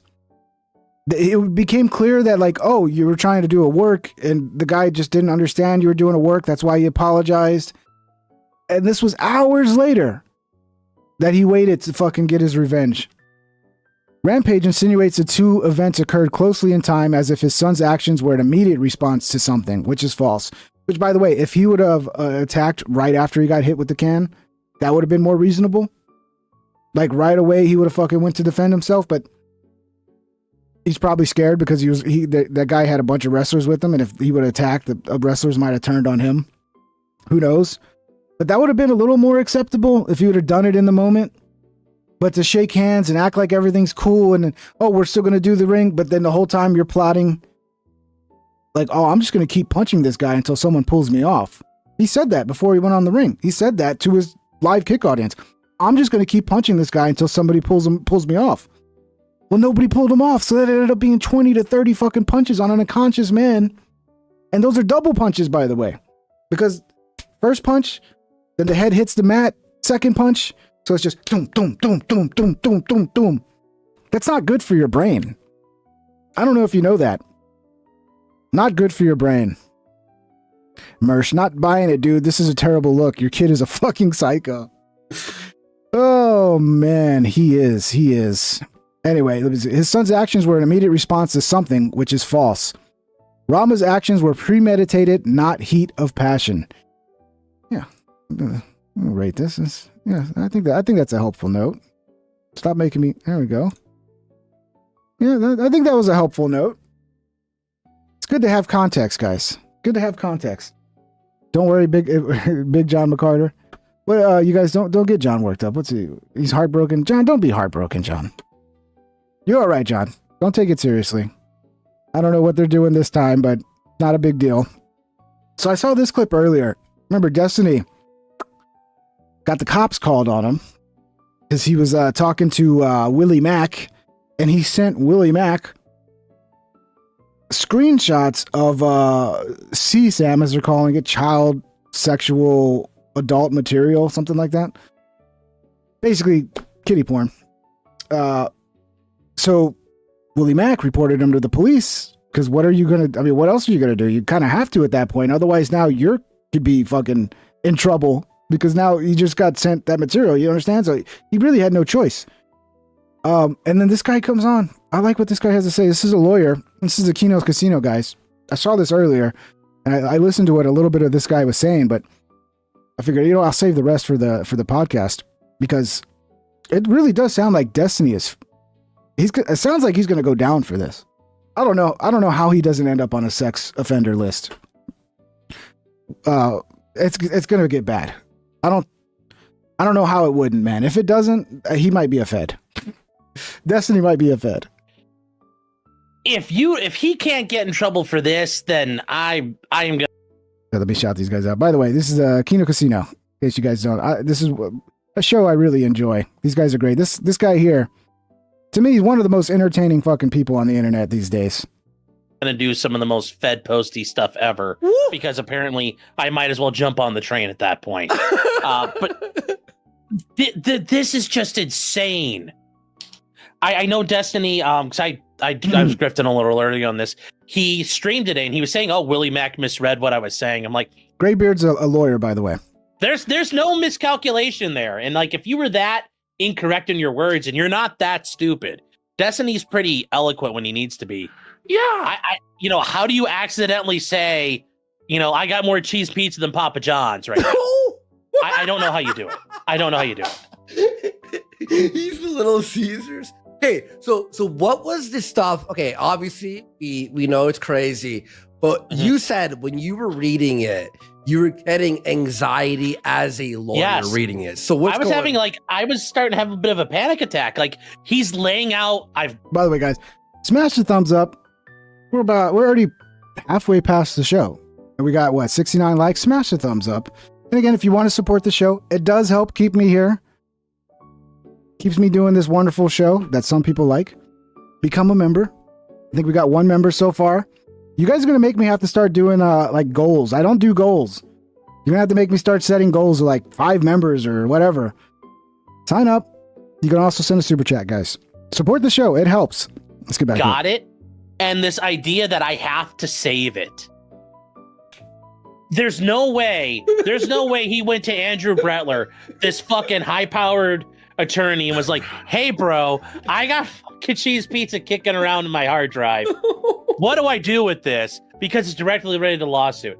And there's no way he said, oh, you need to hold on to that because that's discovery. No, because you can't turn it over anyway. Pixie's not allowed to receive it.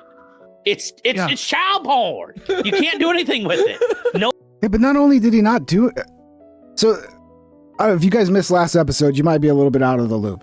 But Destiny claimed he has to keep this child material because there might be some sort of crime that was involved, and he's got a duty to save the evidence, and he can't delete this child exploitive material on his computer.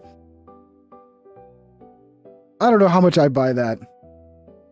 And then, I gotta save it, but then he sends it to somebody else. So like now, it's not just that you're saving it in case there's some sort of court case that you need to have it for. You're saving it and now you're distributing it. You're distributing that material. He's got it. He's got to go to jail, guys. Nobody's allowed to have it. It's like graphite from the Chernobyl reactor. You are not allowed to touch it. Nobody can touch it. The only people who are allowed to have possession of that shit is the government. Which, okay, yeah, the pedophile cabal and all that, wild. Sounds what I was talking about. Now, but, I gotta ask, in terms of his liability, is his ignorance a defense? Can he say, well, I didn't know? Is that a legitimate defense to this? Not in the 11th Circuit of the federal, not in the 11th Circuit Court of Appeals, where Florida is, no. It's under federal law, it's not explicitly listed, and then the 11th Circuit, where Florida is, says no for now. The 9th Circuit allows it, but you have to show you had a high probability of believing that this person was of age. That is a slippery one because, what if you're like a 24-year-old guy and you meet up with a chick because she's like, I'm 19, and then she pulls out like a fake ID, or maybe you meet her at her club where nobody's supposed to be there unless they're over 18. And you fuck up and it turns out she's 17, but she showed you a fake ID or whatever. She misled you to believe that she was of age. There should be a fucking carve out for that exception where like the woman's fucking lying to you and telling you she's of age when she's not. Still doesn't make it right. Still ugly as fuck, but I think there needs to be a carve out for that, an exception. Destiny's going to have a mysterious house fire. Well, it better fucking burn up the cloud as well, because I don't think a house fire is gonna save anything at this point. Yeah, Destiny's fucked, man. He's totally fucked. They had a Tinder. Okay, that really doesn't mean anything. Did you ever see like a passport? Did you ever see a driver's license? Did they ever get stopped by the driving in the car with them and they get pulled over by the police? The cops like, oh yeah, that's a legit ID, run it and everything's fine. That's notice you could say, I relied on that. But just going, oh yeah, I met her on the internet. And we also know now with Destiny, the way he plays fast and loose with all this shit really kind of downplays the idea he was studious and very concerned about making sure everybody was all legit, because he treats all these nudes and videos like Pokemon cards. So yeah, I think he's got a lot of problems trying to make those arguments. How about the damages? So remember, Destiny talked about Hassan was sharing photos of 15-year-olds as well. He was trying to share them to Destiny. How long before Hassan's going down for this too? A lot of these guys, man, they are fucking, they're preying on their audience, dude. Somebody made a joke the other day because I said, I'm not like Destiny. I'm the opposite of Destiny. I'm not trying to pick up chicks in my audience. And they're like, oh, what are you trying to pick up the dudes? Like, no, clearly that's not what I'm saying, you fuckheads. What I'm saying is, it is a slimy move to be in a position of power, which, I'm not your boss or whatever, but, you have like a group of fans and then you take your group of fans off into a Discord and you're just like trying to find the chicks in there that you can fucking get nudie photo. Like, that's just slimy shit, dude. Or if it's dudes, it's also slimy shit. Like, there's a responsibility you have to your audience and to your fans. And to me, that's the type of shit that's just slimy. Should it be illegal? Probably not. Is it bad if you like just happen to meet somebody who's in your audience and then you get into a relationship with them and maybe you get married or something? Like, there are exceptions, obviously. But this level of shit where you're just collecting nudie photos from as many of your fans as you can, and then you're sharing them out to your little gooner club and everybody's gooning to the... Like, dude, that's nasty work, bro. That's nasty work. How many years in Florida? Like, you know what I mean? Like, how many, like... Yeah. If he has 60 gigabytes... How bad is that? Well, if you have depending on what it is, I mean... There are times where, you know, theoretically, you could be charged for every frame of a video, technically, because that's an image. Now, they don't normally do that. Normally, they take a handful of them and really hammer you on them. But yeah, I mean, he's looking like, depending on the situation. And then there's also, I think, some of those screenshots of Destiny's logs where he's like, I'll fly you down. I got like points to do that. Well, now you're enticing a minor to cross state lines to have sex. Wait, I missed that part. He was trying to fly her. Oh man, this is good. Dude, he's going to be on the sex list, dude. He's going to be on the sex offender list. And it's perfect. His picture, dude, Destiny's picture belongs there. You could just look at a picture of him and go, oh, is this somebody from on a sex offender list? And now it will be, in my humble opinion. And if it's not, it's a travesty of justice. Wait, so now you've got like potentially other crimes you might be involved in. Oh. So this shit builds fast. You're on the R. Kelly track at that point. So this is like the starting of something more crazy. No. Dude, Destiny's the next fucking R. Kelly, bro. I love it. That's right. Let's just start calling him the fucking Destiny Kelly. We got to come up with a better name though. But yeah, he's basically R. Kelly now. Oh, yeah. So say you were his lawyer and he came in today at this point. What would you advise him? What would you say? Well, I would. Well, it depends on if I can't encourage people to destroy evidence, but I can just say, hey, you know, have you ever heard of the Department of Defense and how they destroy hard drives? Isn't it kind of neat how they do that? You know, it's really neat because they do this process where you basically shred it up and then you smelt it and you melt it down into slag. Isn't that kind of neat? Well, have a good one. And then you leave it and then you let him interpret that as he will. Here's my thing though. So that's what his lawyer should have told him. Does anybody believe that the lawyer's like, actually, you need to keep that on your computer? Like, actually, I might have material from someone under 18 that's of a sexual nature. Yeah, whatever you do, don't delete it. Keep it on your computer. Keep it for as long as you need because, you know, one day you might get a subpoena and they'll need discovery and you're going to have to produce those. So, yeah, you're just fucked. You're just going to have CSAM on your computer forever and ever and ever. Oh, dude, it sounds like a cope. It sounds like he didn't want to lose his favorite gooning material. That's what it sounds like. Billy Mack calls the police, right? He's calling the police because he's fucking terrified. The look on his face. D. Kelly, destined for bars, destined to be behind bars. Someone needs to make a documentary. Yeah, Chrono, I'm sure. But the thing is, like, I mean, I guess you could make one without Destiny's permission, but. Dude, if this is the shit that's coming to the surface, just imagine all the shit going on that we don't know about behind the scenes. I imagine it's pretty fucking disgusting. That's a look of a man saying, I got exposed to it. I don't want to go down for it. Yeah. But should he be making public that he called the police? Because doesn't this give Destiny an opportunity to destroy evidence?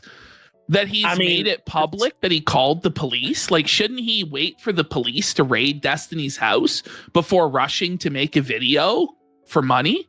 I mean, the grift never stops, homie. That's part of it. Number two, maybe he has more than we're letting on to. Maybe we know of. Maybe Destiny actually sent him a whole video. Maybe he sent him a whole file. We don't really know. The other thing is, though, this stuff is on Discord. I know there were from the farms reading the Destiny thread. It's so insane.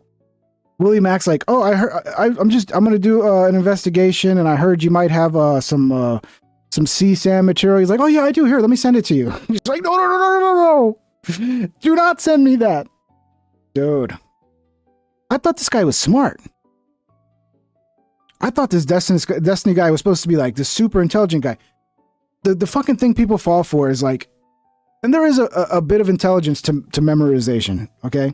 If you can memorize a lot of shit, that is a form of intelligence, but it's like the least important intelligence. It's important, you're useful. Like if I need to remember like how to bake this recipe, I can go, oh, you can remember it because you remember everything. But that's just one level of intelligence. Obviously, he's lacking the common sense side of the intelligence. I think the most important intelligence is actually like problem solving. Because a lot of these people can memorize a fucking dictionary forward and back, but they couldn't solve a fucking problem to save their life. That's where real intelligence is, in my opinion. Problem solving. And it's what we're lacking in big time, too. That's like, we got a bunch of people who can memorize shit. Good for you. Got very few people who can actually solve problems. Destiny had that like squad of people trying to find Rose, and it sounds like he may have given them source material to look at. So this just builds and builds and builds, and there's so many. Yeah, I mean, I don't know, but there's. What are the chances you think this is actually pursued by the government? Because they seem to not really care. I mean, it's nothing happens o'clock. But as I mentioned on the farms, you've got a very retarded political administration that's about getting dubs and making the libs suffer. And, if I'm Pam Bondi and it's like, we took down the biggest heckin' left-wing political blogger, and look, he's a pedophile. It's like, let's go. That shit writes it. I could walk into the DOJ and sell that in about 5 minutes, I bet. I think it's gotten too much publicity at this point. If they don't do anything about it, I mean, especially when you got the Epstein shit going on, and you have a chance to be like, look, we're actually protecting women. We're protecting our children. We took down Destiny. I think it's gotten too much publicity at this point that like they're gonna have to do something. But who knows, man? Who knows? But what's gonna happen? I mean, I mean, here's the deal. Even if nothing happens, it's like he's dead. This is it. Like there's no way anybody's gonna do with him. He's got the foot soldiers and the Taliban, fine, but like, Dan Saltman's bailed. Everybody's gone. That's it. This is a fatal blow. Do you think Dan would actually bail? Is he bailing? He said it like we're just continuing in the podcast. He did that a little earlier. But is there any way for Destiny to debate his way out of this? Let's go! Can he try and argue like, listen, how could I have known she was 17? Age of defense. That's not a defense here. This is a strict liability felting. It doesn't matter. It doesn't matter. But what if he tells the judge his sweet debate points and tells the judge he's using logical fallacies? He points out there are no peer-reviewed studies. There are no ways out of this. Not looking good, dude. I'm telling you, he's gonna end up he's gonna end up probably. I don't know if he'll do time. Is that something you'll do time for, or is it just like, oh, it's your first time? We're just gonna put you on the sexual deviant list. He's gonna be on. There's no way he's not gonna be on. He needs to be on the list to protect our children. Okay. So, please, government, protect the fucking children. Okay. This is why we have a sexual predator list, so that we can protect our children. And obviously, this guy is a danger to all of the children in the world. So please, God, he needs to go to jail. Yeah, shout out Kino Casino. They do a great show. Mostly on Kick, but you can find them on YouTube. They'll post a lot of their longer clips.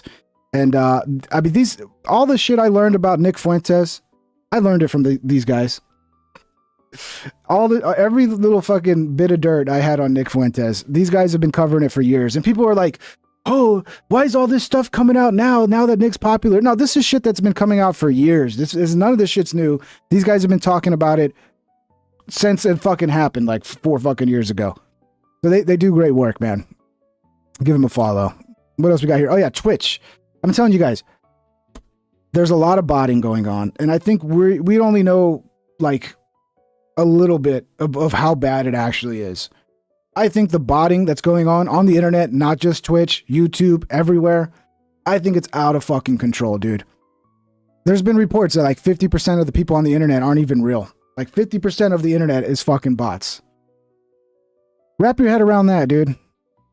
Twitch viewership has declined since the viewbot crackdown, so they made a change to their website to crack down on this shit, because here is a little secret to having a career on Twitch.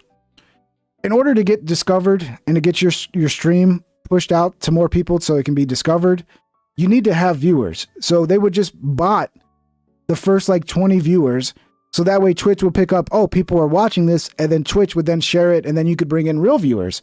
And a lot of people built their fucking Twitch careers doing that.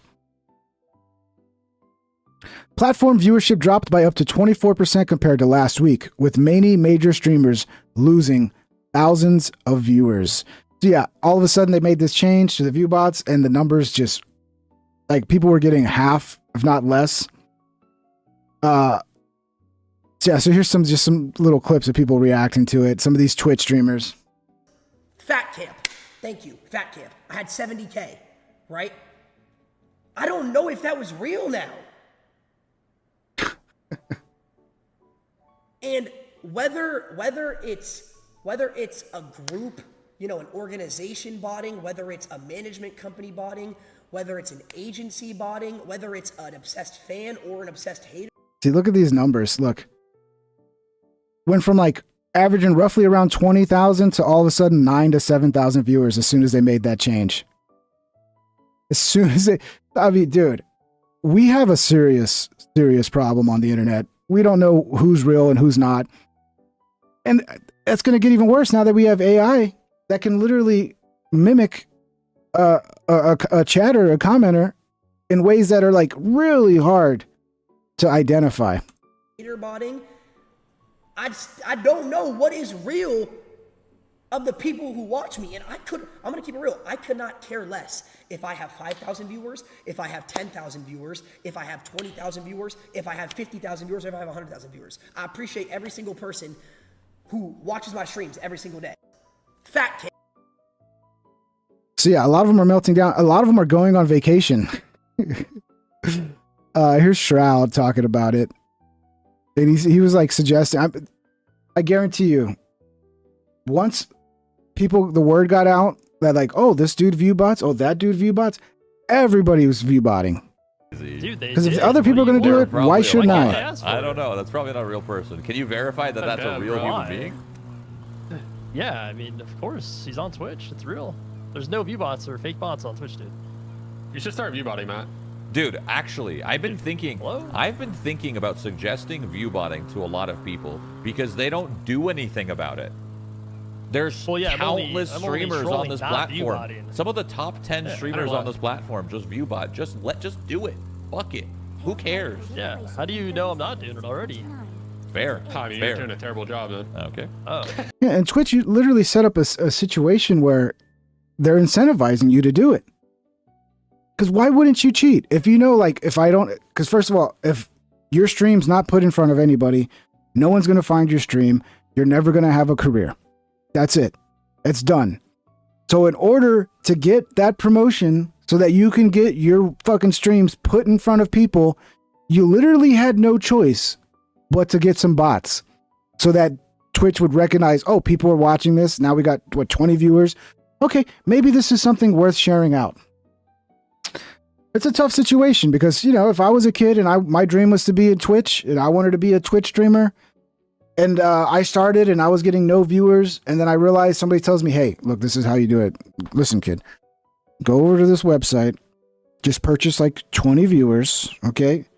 Once you do that, Twitch will start promoting you. This is how we all do it. Of course you're going to fucking do it. It's your dream to be a fucking famous Twitch guy. So yeah, Twitch is just a garbage fucking website, and I can't wait for it to go away. Dude, they did. Or get better. Just be better. How about that? Just be better. What else over here? Did we miss out on this? Yeah, it's a little bit out of order. This guy is one of the ones getting called out a lot. I mean, they're all just attacking each other. Like, this guy view bots, that guy view bots. It's like, it turns out everybody's probably view botting. Even the craziest one was Tectone. Tectone's like came out. He did like a 40-minute video. I don't know if I want to watch the whole thing because it's so long.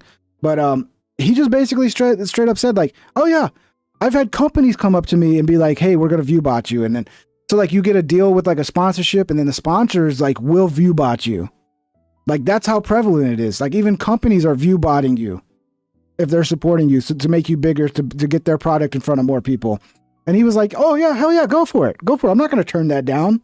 I'm not going to turn down view bots. So like, some people are being honest and even admitting like, yeah, why would I turn down view bots when everybody's view botting? Just makes you wonder. Figure out what the fuck. Just makes you wonder like how many real viewers are actually there. I was trying to figure out what the fuck going on. I'm speaking of, I can't say names, but there's literally a streamer right now that literally told me, I'm not going to say his name because he can come out and say it when he wants to say it. He's probably going to say it soon. That he's being botted. Yet he didn't get hit. He's a top streamer that has been being botted for months and he's not hit. And I'm getting hated on. And that nigga's body probably live right now with fucking 30,000 niggas in there right now. My nigga. You feel me? Which also led to him showing me DMs of the person that gives him the bots working with a streamer that's fucking, whatever. I was trying to figure out what the fuck going on. I'm speaking of, I can't say names, but there's literally a streamer right now that literally told me, I'm not going to say his name because he can come out and say it when he wants to say it. He's probably going to say it soon. That he's being botted. This guy yells too much. I should never have played that clip. The yelling is like, it's too much. DC, remember Trump cleaned up DC? Well, I had a feeling like, what happens if like the protests kick off again? What are they going to do? Because they might want to do it while Trump's, National Guard thing is in place. Because then it could be like, look what happens. Trump's a dictator. The military's fighting people. But they are starting to do some crazy shit. Hundreds of gang members illegally operated motor vehicles in Washington, D.C. yesterday. Metropolitan Police refused to intervene despite orders from White House for zero tolerance.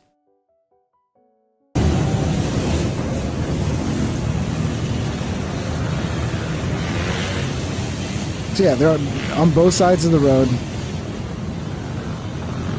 And I guess there were so many of them that they were like, what are we going to do? I guess we just let them go. I don't know. I think you should have fucking chased them all down and beat all their asses, dude. Because you can get somebody killed. They're driving on the wrong side of the fucking road, man. Yeah, and this is from August 23rd. This is supposed to be when like the National Guard and the feds are like locking everything down in DC. Well, not locking it down, but patrolling heavily to clean up the city and make it safe. But yeah, I guess these guys, there's just too many of them. And they're like, I guess we'll not do anything. I don't know if they were getting license plates for later, but yeah, I mean, look how many of them there are.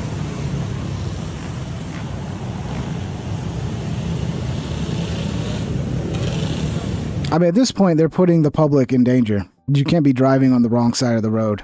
Like, that's, to me, that should be immediate. The police should have done something immediately, but I guess they're just outnumbered, dude. Like, what do you do when it's like hundreds and hundreds and hundreds of people? Like, how do you address something like that?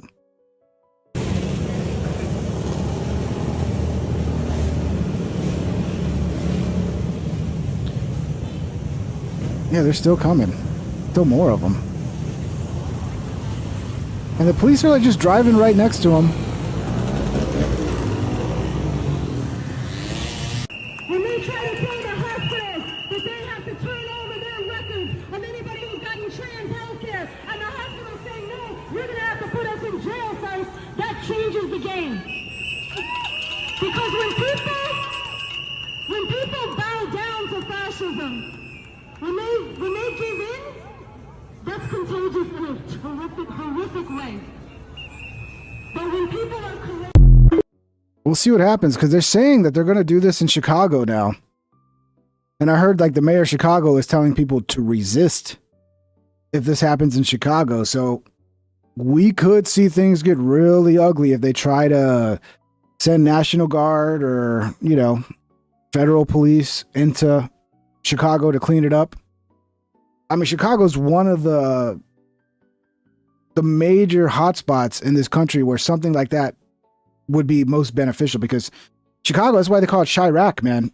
Like, the amount of people that get shot every weekend, it's fucking insane. I couldn't imagine living in a city like that. But yeah, I mean, what do? You know, if you're a fucking dictator because you want to clean it up and like actually use the power of the federal government, like, oh, now you're a dictator. It's like, I get it. I get the slippery slope of, you know, using the military and all that.